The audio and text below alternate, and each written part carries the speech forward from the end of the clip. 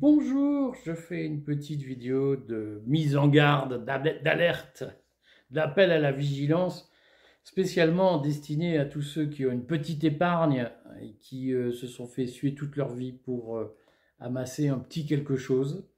Et je pense notamment à tous les artisans. Vous savez, moi je suis fils de maçon et de femme de ménage, hein. Et je me revois quand j'étais gosse me dire non, je vais pas jouer au foot, je vais étudier parce que je veux réussir. Vous savez, plein de gens ont fait des heures, des heures, des heures, des heures, des heures, des heures, des heures d'efforts pour avoir un petit quelque chose, pendant que les autres allaient s'amuser.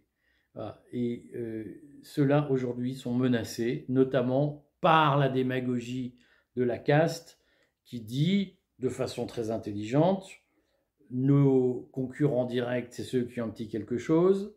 On va jouer les uns contre les autres. Donc on va dire que pour éviter de demander des efforts à la majorité, on va faire casquer ceux qui ont bossé pour avoir un petit quelque chose.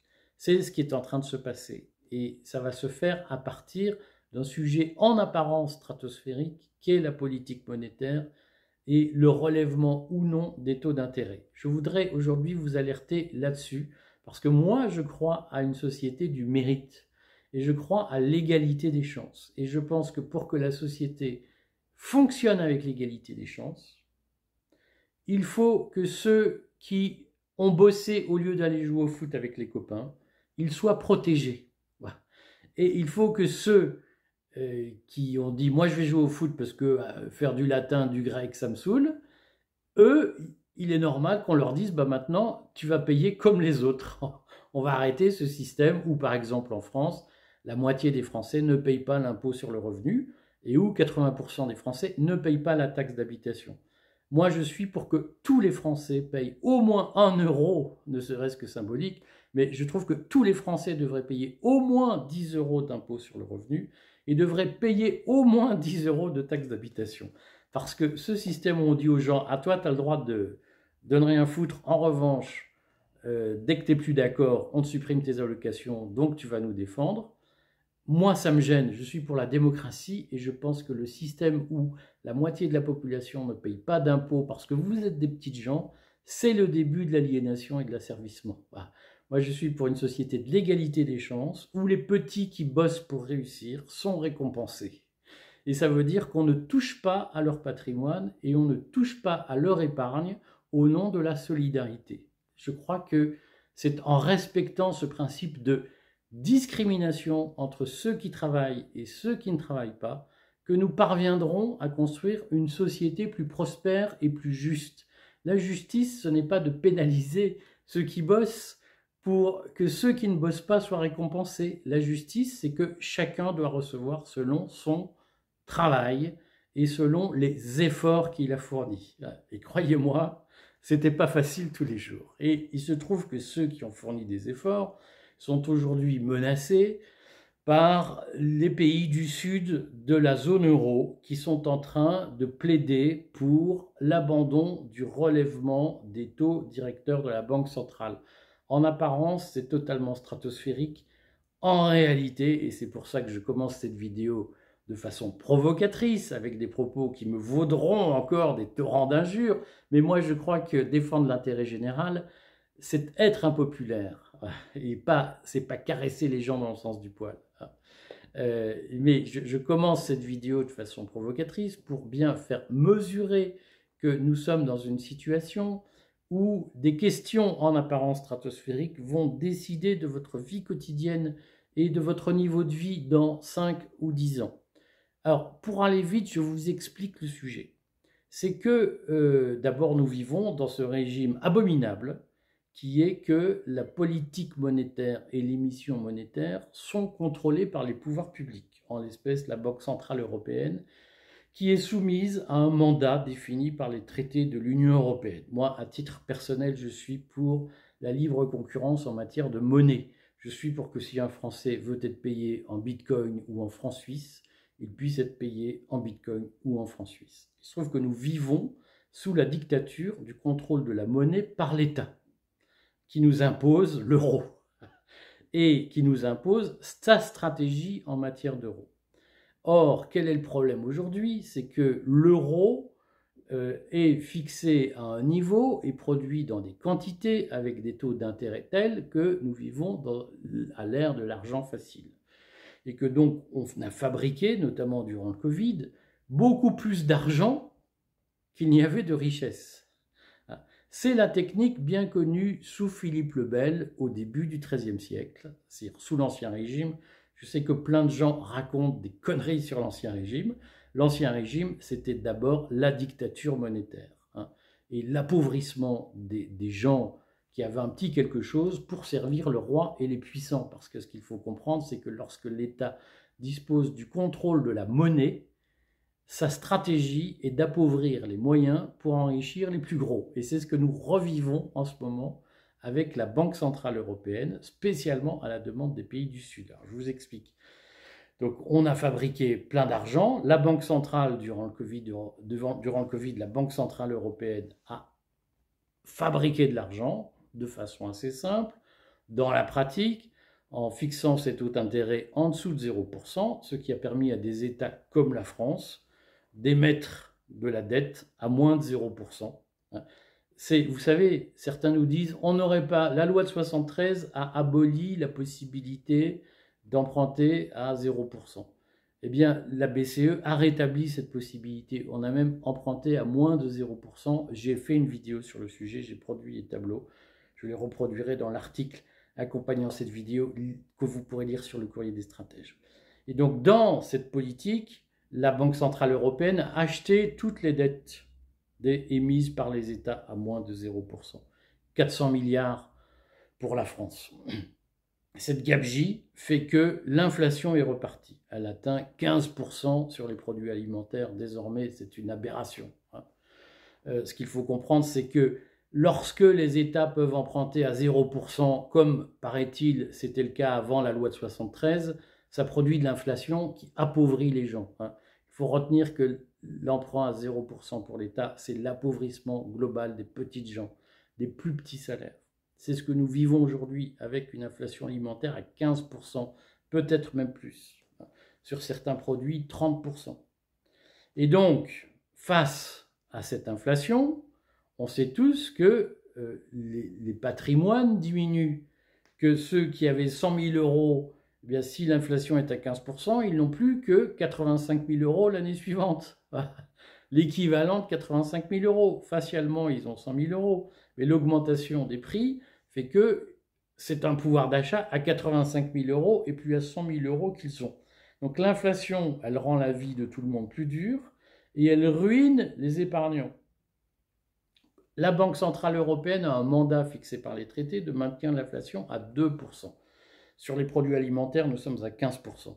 Donc que fait la Banque Centrale? Elle relève ses taux d'intérêt en disant les États ont emprunté à 0%, ils ont ruiné tout le monde. Maintenant, ils vont emprunter à 3, 4, 5%. La semaine dernière, la France a emprunté à plus de 3%. Donc, ça va réduire mécaniquement les crédits. Donc, ça va réduire la circulation de l'argent. Donc, ça va calmer la hausse des prix. Si vous voulez, je ferai une vidéo pour expliquer comment ça se passe. Ce qu'il faut retenir, c'est que dans le cas de la France, lorsque l'inflation augmente, les obligations indexées sur l'inflation, les remboursements indexés de la dette de l'État indexés sur l'inflation augmentent. Nous avons remboursé 300 millions en janvier de dettes. Nous en avons remboursé plus de 9 milliards en avril parce que l'inflation monte et donc le coût de la dette augmente et donc ça oblige à diminuer les dépenses. Notamment, par exemple, j'ai fait une vidéo sur le sujet hier, le gouvernement va de fait relever le prix des médicaments pour diminuer la consommation de médicaments en France, pour éviter les déficits de l'assurance maladie qui creusent l'inflation. Si vous voulez, on fera une vidéo d'explication sur ce sujet. Toujours est-il que la remontée des taux d'intérêt par la Banque centrale est l'arme prioritaire pour diminuer l'inflation ou combattre l'inflation. Et la Banque centrale européenne a annoncé une nouvelle hausse de ses taux en juillet. Simplement, la hausse de ses taux en juillet, c'est vrai qu'elle cause un problème. C'est que lorsque vous augmentez les taux d'intérêt, notamment les taux d'intérêt de crédit, c'est ça le sujet, les gens empruntent moins. Donc, ils peuvent moins facilement acheter une maison. Ce qui crée un krach immobilier. Parce qu'il y a plein de fabricants de maisons qui ne vendent plus. Et donc, on a un problème. Du coup, pour vendre, on casse les prix. Donc, on fait tomber le marché.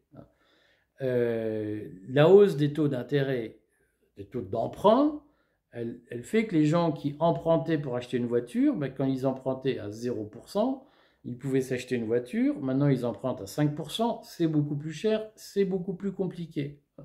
Donc, on achète moins de voitures. Et donc, Renault, Peugeot, Citroën vendent moins de voitures. Et donc, chômage, baisse de chiffre d'affaires, etc. On voit bien comment la hausse des taux d'intérêt ralentit le fonctionnement de l'économie. C'est la stratégie pour lutter contre l'inflation. Or, il y a dans les pays du Sud, en Grèce, en Italie, en France, on n'en est pas loin, un parti de la pause dans le relèvement des taux. Aujourd'hui, le constat général, c'est que l'inflation est durable, elle ne va pas s'arrêter dans 6 mois, comme Bruno Le Maire le dit depuis 2 ans. Ça fait 2 ans que Bruno Le Maire dit, dans 6 mois, c'est fini. Ah oui, sauf que 2 ans plus tard, on y est toujours, et la Banque Centrale Européenne produit des analyses économiques qui montrent que l'inflation est partie pour durer. Et donc, ça pose un vrai problème structurel aujourd'hui, parce que ça signifie que pour lutter durablement contre l'inflation, il faut porter les taux d'intérêt à un niveau beaucoup plus élevé que celui d'aujourd'hui. Et donc, se dire que la hausse des taux d'intérêt prévue pour juillet ne suffira pas et qu'il faudra continuer. Et il y a aujourd'hui un parti de gens qui disent « Mais non, arrêtons, laissons filer l'inflation. Finalement, une inflation à 4%, c'est pas si mal. » Et ce parti est susceptible de gagner. Ça signifie quoi? Ça signifie que nous avons, comme sous Philippe le Bel, qui diminuait au début du XIIIe siècle le poids du métal dans la monnaie pour pouvoir faire face à ses dépenses, fabriquer du faux argent, la Banque Centrale Européenne dit on va quand même pas être strict, on va laisser la monnaie se dévaluer, se déprécier petit à petit pour éviter les difficultés économiques, pour faire en sorte que, voilà, ça tourne. Sauf que la conséquence de ça, c'est que les patrimoines vont baisser de valeur et que ceux qui ont travaillé toute leur vie, je pense aux chauffeurs de taxi qui parfois ont travaillé toute une vie pour s'acheter une licence à Paris à 180 000 €, ils partent, ils revendent leur licence, souvent ils la revendent à 120 000 ou 130 000, ils ont remboursé 50 000 € pour rien tout au long de leur vie. Ces 120 000 €, on est en train de leur dire, on va tolérer une inflation à 4%, ce qui fait que dans 10 ans, vous aurez l'équivalent de 50 000 € au lieu de 100 000 €. On est en train de ruiner ces gens-là et de valider la ruine de ces gens-là pour protéger le versement d'aides sociales, de subventions, d'aides en tous sens, de prestations sociales en tous sens, auxquelles on ne veut pas toucher parce que ce serait impopulaire. Petit à petit, nous allons en effet arriver à cette épreuve de vérité, qui est que nous allons devoir choisir entre continuer les perfusions d'aides sociales qui permettent d'avoir la paix sociale, mais qui d'année en année nous ramollissent, étouffent notre instinct vital, étouffent notre envie de réussir, notre envie de progresser. On va devoir choisir entre ce modèle-là et la récompense donnée à ceux qui ont travaillé. Moi, vous l'avez compris, je suis sans ambiguïté du côté de ceux qui ont fait des efforts et qui se sont dit « vivre, c'est s'élever ». C'est pas stagner. Vivre, ce n'est pas profiter, c'est construire. Et nous sommes en train d'être sacrifiés par les pays du Club Med. Je vous alerte là-dessus parce que, donc je vous le redis, nous avons une chaîne patrimoine sur YouTube qui vous donne des conseils pratiques pour éviter de vous faire avoir par l'État. Et posez-nous des questions sur cette chaîne, sur les sujets que vous voulez qu'on traite. On a parlé d'assurance vie, on a parlé d'achat d'or. J'ai fait une vidéo hier sur la retenue de plus-value dans les entreprises. J'en ferai d'autres. Mais surtout, organisons-nous pour peser et pour que le parti du droit à la paresse ne triomphe pas. Nous payons beaucoup d'impôts. Nous avons très peu de services en retour. Ne nous faisons pas ruiner par ceux qui en demandent toujours plus en donnant toujours moins. Nous pouvons y arriver. Le travail est la base de la construction d'une société. À bientôt.